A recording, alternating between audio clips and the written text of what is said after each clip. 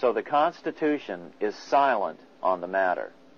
This grievous defect left the door wide open for the money changers, just as they had planned.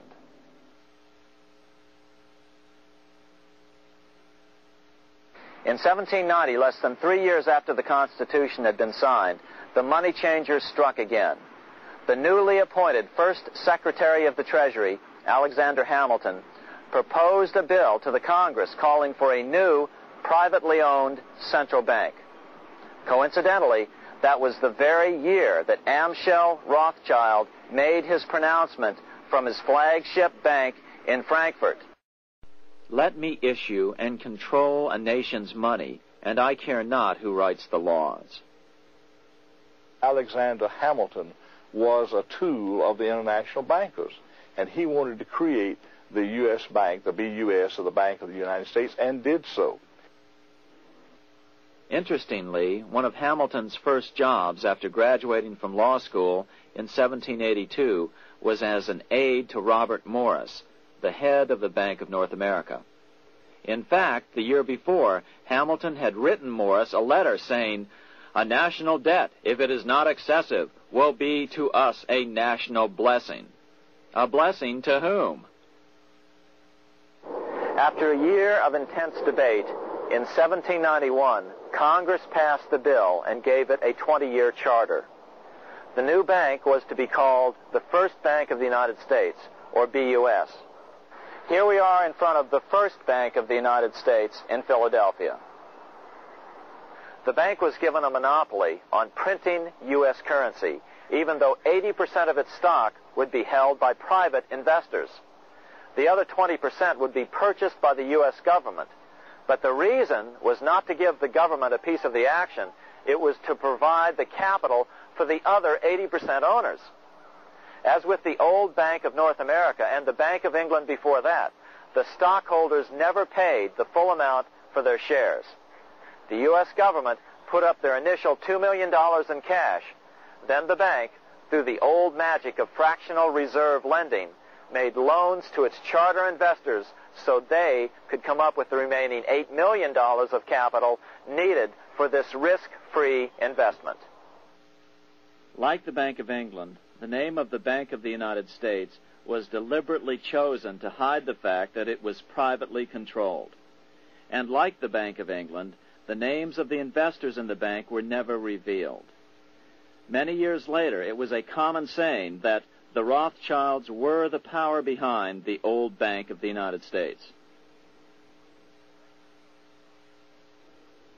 The bank was sold to Congress as a way to bring stability to the banking system and eliminate inflation.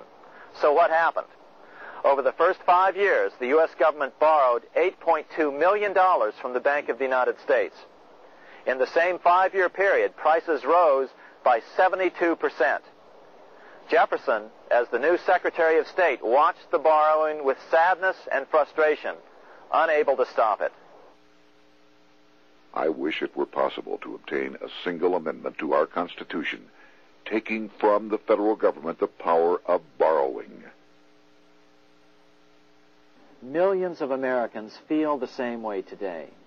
They watch in helpless frustration as the federal government borrows the American economy into oblivion. So, although it was called the First Bank of the United States, it was not the first attempt at a privately owned central bank in this country. As with the Bank of North America, the government put up most of the cash to get this private bank going. Then the bankers loaned the money to each other to buy the remaining stock in the bank. It was a scam, plain and simple, and they wouldn't be able to get away with it for long. But first, we have to travel back to Europe to see how a single man was able to manipulate the entire British economy by obtaining the first news of Napoleon's final defeat.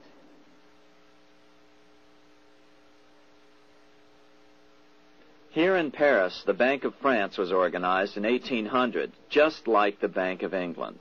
But Napoleon decided France had to break free of debt, and he never trusted the Bank of France. He declared that when a government is dependent upon bankers for money, the bankers, not the leaders of the government, are in control. The hand that gives is above the hand that takes. Money has no motherland. Financiers are without patriotism and without decency. Their sole object is gain. Back in America, unexpected help was about to arrive. In 1800, Thomas Jefferson narrowly defeated John Adams to become the third president of the United States. By 1803, Jefferson and Napoleon had struck a deal. The U.S. would give Napoleon $3 million in gold in exchange for a huge chunk of territory west of the Mississippi River, the Louisiana Purchase. With that $3 million, Napoleon quickly forged an army and set off across Europe, conquering everything in his path. But the Bank of England quickly rose to oppose him. They financed every nation in his path, reaping the enormous profits of war. Prussia, Austria, and finally Russia all went heavily into debt in a futile attempt to stop Napoleon. 4 years later, with the main French army in Russia, 30-year-old Nathan Rothschild, the head of the London office of the Rothschild family, personally took charge of a bold plan to smuggle a much-needed shipment of gold right through France to finance an attack by the Duke of Wellington from Spain.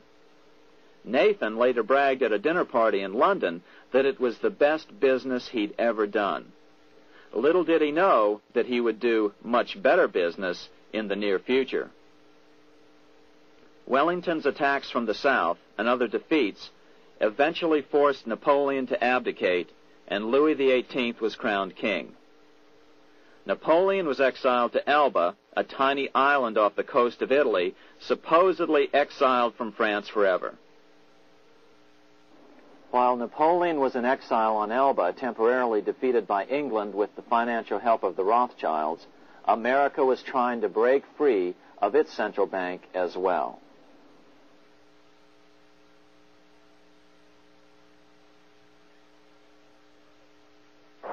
In 1811, a bill was put before Congress to renew the charter of the Bank of the United States. The debate grew very heated, and the legislatures of both Pennsylvania and Virginia passed resolutions asking Congress to kill the bank. The press corps of the day attacked the bank openly, calling it a great swindle, a vulture, a viper, and a cobra. Oh, to have an independent press once again in America. A congressman named P.B. Porter attacked the bank from the floor of Congress, saying if the bank's charter was renewed, Congress, quote, will have planted in the bosom of this Constitution a viper, which one day or another will sting the liberties of this country to the heart, close quote. Prospects didn't look that good for the bank. Some writers have even claimed that Nathan Rothschild warned that the United States would find itself involved in a most disastrous war if the bank's charter were not renewed. But it wasn't enough. When the smoke had cleared, the renewal bill was defeated by a single vote in the House and was deadlocked in the Senate. By now, America's fourth president, James Madison, was in the White House. Remember, Madison was a staunch opponent of the bank. His vice president, George Clinton, broke a tie in the Senate and sent the bank into oblivion. Within 5 months, England attacked the U.S., and the War of 1812 was on. But the British were still busy fighting Napoleon, and so the War of 1812 ended in a draw in 1814. Though the money changers were temporarily down, they were far from out. It would take them only another 2 years to bring back their bank bigger and stronger than ever.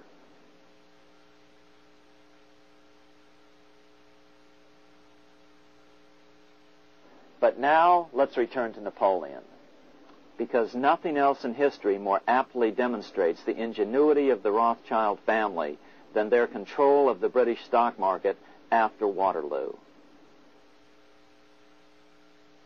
In 1815, a year after the end of the War of 1812 in America, Napoleon escaped his exile and returned to Paris.